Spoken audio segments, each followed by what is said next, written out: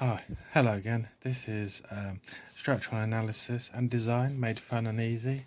Sorry about the going backwards a step now with the presentation back to hand calc. So I haven't had time to type this up, but I'm just thinking I can get this video done in case anyone needs to design a short brace column and a pad foundation. Please like the video and subscribe to the channel so I can get more videos like this done. Yeah, sorry about the presentation, but I haven't had time to draw this one up. I'll do it as quickly as possible.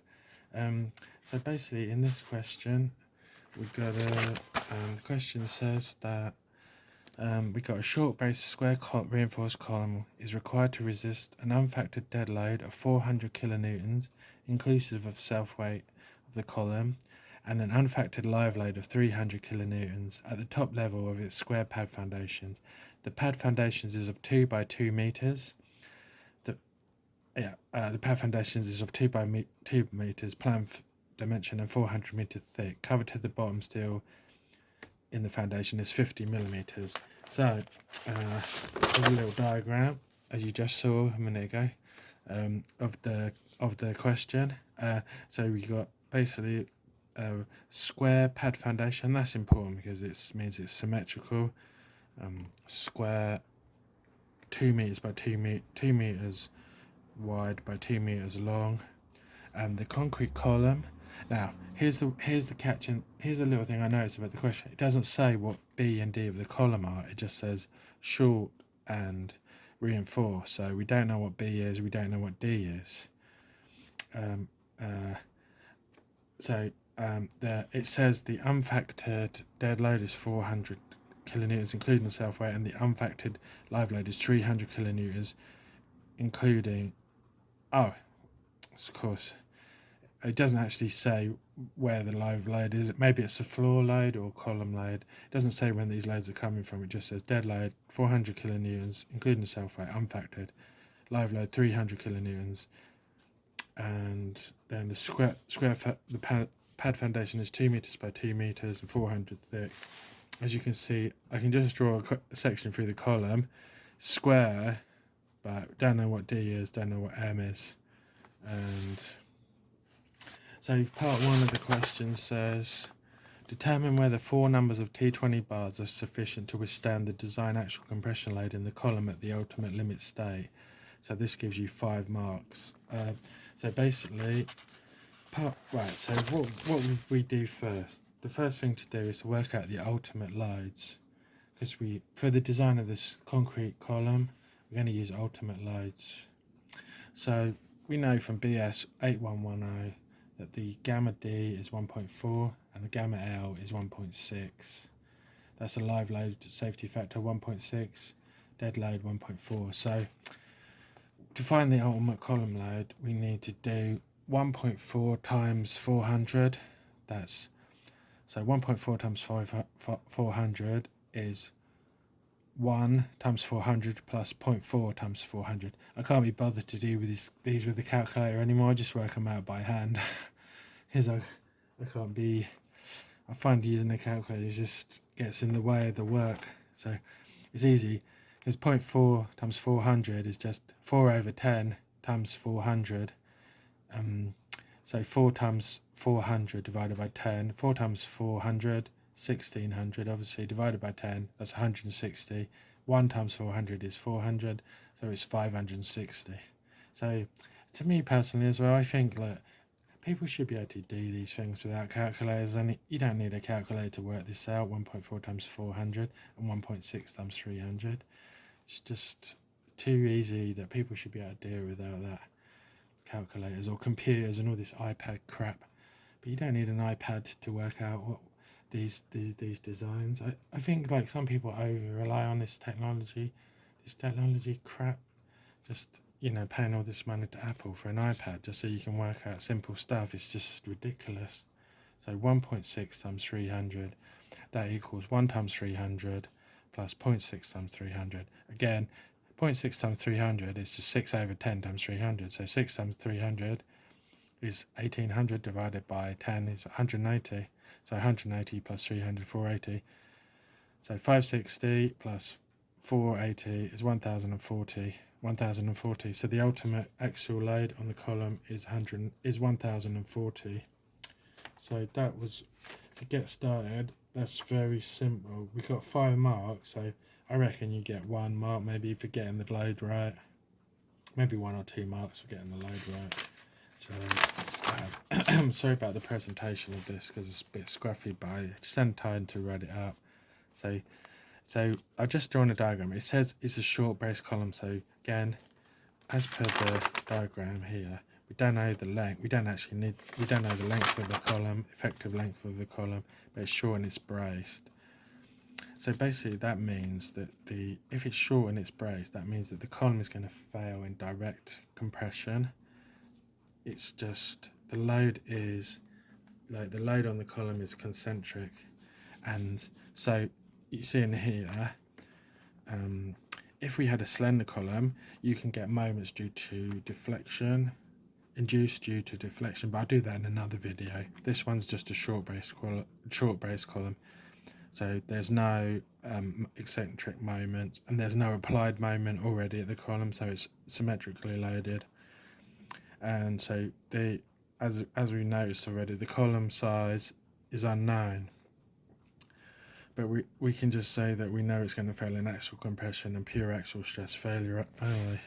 So now generally, if we knew the concrete size of the column, we basically, the complete formula for the failure capacity, the load capacity of a short brace column is equal to the strength of the steel plus the strength of the concrete times the stress times the area allowable stress, basically. So we'd have gamma S, AS, Fy, NC capacity, actual capacity of the column, gamma S plus, which is safety factor for steel strength times the area of the steel times the yield capacity of the steel, plus the factor of safety for the concrete plus the area of concrete times the FCU value. But we don't know what AC is, not given, and the question just says determine whether 4 number of T20 bars are sufficient to withstand the design actual compressive load at the ultimate limit state. So what we got to do is find this. All we can do here is find this half of the equation, gamma S, AS, Fy, and then just see whether it works. So it says 4 T20.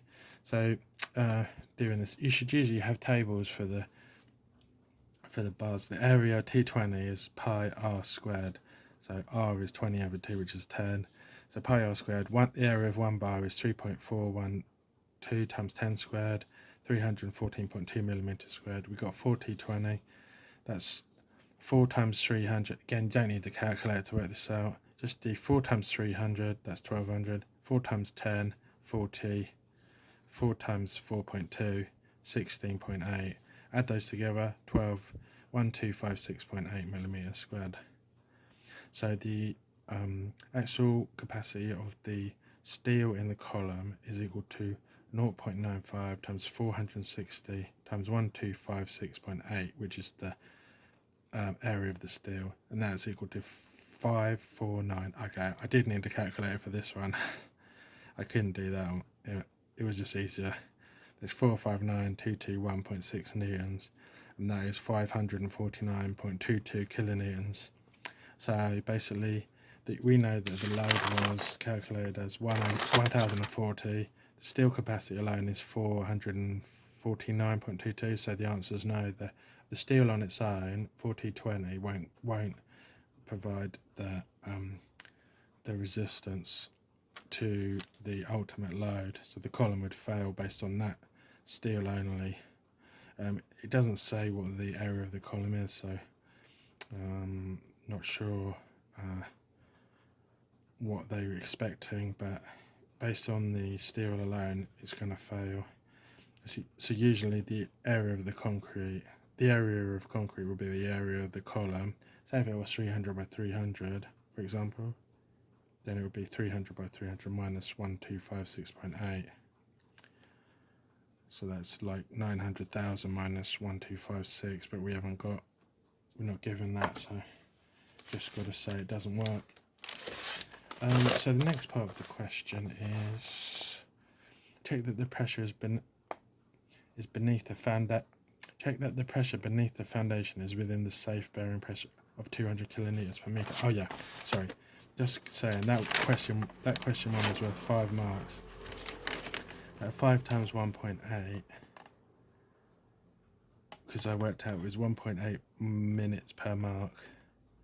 So that's 9.6, I think.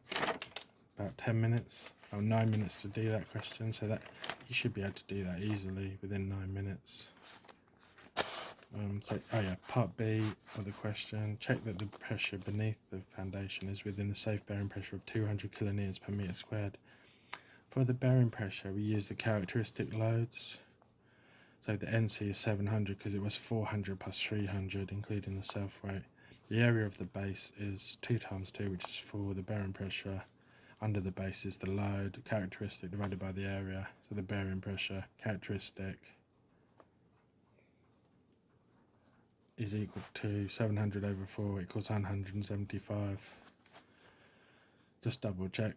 175 times 4 is 400, plus 75 times 4 is 300, so that's 400 plus 300 is 700, yeah. So it's definitely 175 kilonewtons per meter. So that's okay.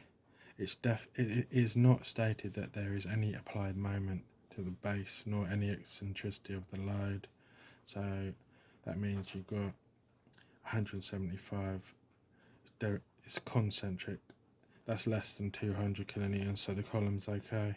Basically, we just have the value of the bearing pressure will be perfectly equal under the whole base, 175 kilonewtons per meter squared. The characteristic load is 700, so it's 4 times 175. 4 meters squared is the total area of the base. So that one's 4 marks. 4 times 1.8, 3.2 minutes. Oops, that's not right. 4 times 1.8 is 4 plus 3.2 is 7.2 mins. I think you can get that quicker than that.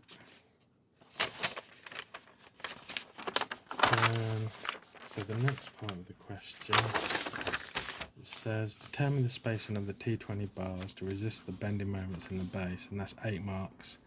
So that's 8 times 1.8 minutes. Is it 1.8 or 1.6? Well, it's roughly 40. I double checked that. 14.4. It was 36 mins, 20 marks. I think that's 1.8.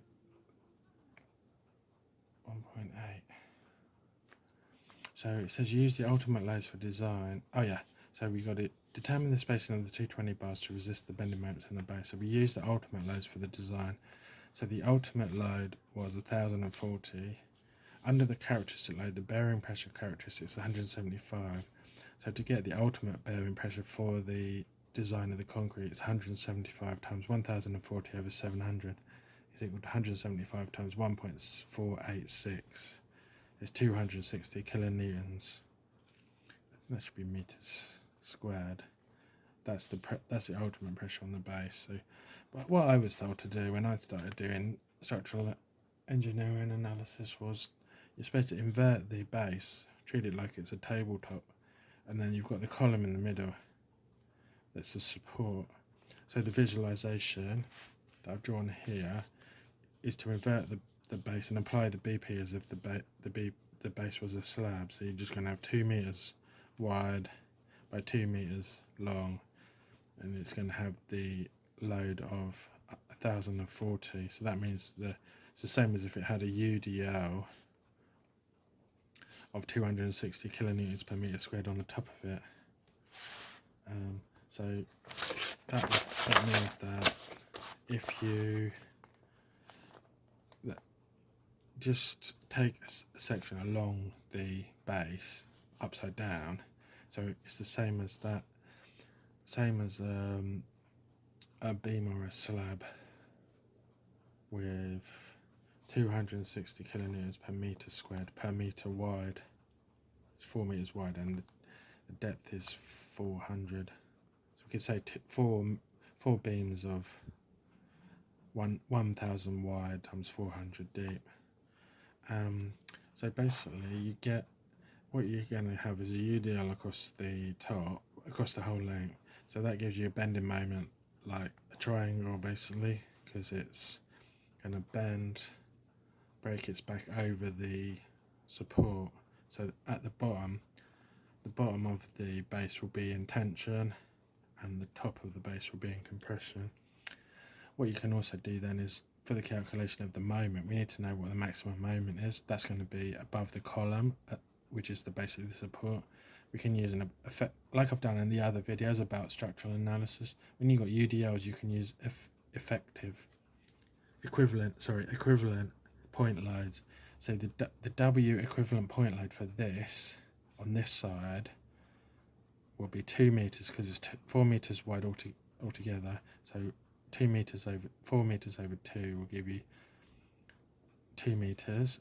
The effective W effective will equal little w times 2, which is 260 times 2, so that's 520, and then you times it by the lever arm, which is 2 meters divided by 2, which is 1. So the Mmax, that's equal to 260 times 1. Sorry, this should be, yeah, the W effective is 260 times 2, so it's actually 520. W equivalent point load, 260 per meter times 2 meters wide, that's 520. So the Mmax is 520 times 1, which is the lever arm, Z equals 1. That is equal to 520 kilonewton meters. So that's the moment. That's the moment in the base.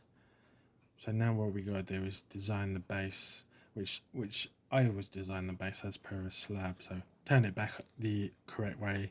What we got to do is find the effective depth, so we can work out our K and our Z.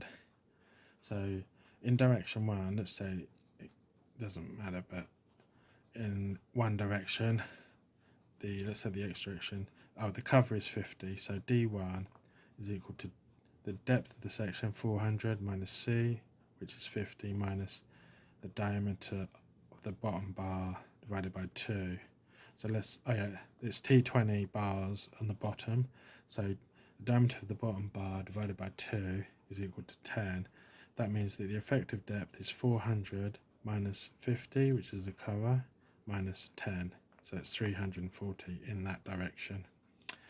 So tuning for, I'm just going to take a break now. So tuning for part 2, where I'm going to design the base steel, and then I'll need to check it in the other direction as well, because we haven't got links in this, but the effective depth in the other direction will be different, because the bars are on top. The bars in the Y direction are on top of the bars in the X direction, so D2 is going to be a bit less, but I'll give you the exact value in the next video. But that covers, what I covered in that video was working out the moment. I've worked out that the capacity of the 4T20 isn't enough to carry the ultimate load. I've worked out the ultimate load at 1040. The ultimate capacity of the 4T20 is 549, so that's not okay. It'd have to be more, or use the value of the concrete compressive strength as well. Then the characteristic bearing pressure under the base is 175. Then the ultimate bearing pressure under the base is 260, and the moment at the column, is equal to 520 kilonewton meters, and the effective depth in the X direction is 340. So there. Please like and subscribe to the video, and then I can finish this off in part 2, or maybe part 2 and part 3, but let's see how it goes. Thanks for watching.